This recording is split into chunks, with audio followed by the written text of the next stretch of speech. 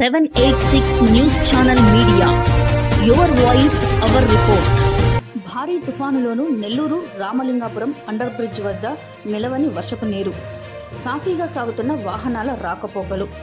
Nellore rural MLA Kotamreddy Sridhar Reddy తర్వాత ఇటీవల స్థానిక రామలింగాపురం అండర్ బ్రిడ్జ్ వద్ద సిమెంట్ రోడ్డు, ప్లాట్ఫామ్, డ్రైనేజీ నిర్మాణాలు చేయడంతో భారీ తుఫానులోనూ వాహనాల రాకపోకలు ఎటువంటి ఇబ్బందులు లేకుండా సజావుగా సాగుతున్నాయి. గతంలో చిన్నపాటి వర్షం వచ్చినా కూడా ఇక్కడ వర్షపు నీరు వచ్చి వాహనాల రాకపోకలకు ఇబ్బంది ఏర్పడేది. ఆధునికీకరణ పనుల వల్ల ప్రజలకు ఎటువంటి ఇబ్బంది ఏర్పడలేదు. దీంతో వాహనదారులు హర్షం వ్యక్తం చేస్తున్నారు.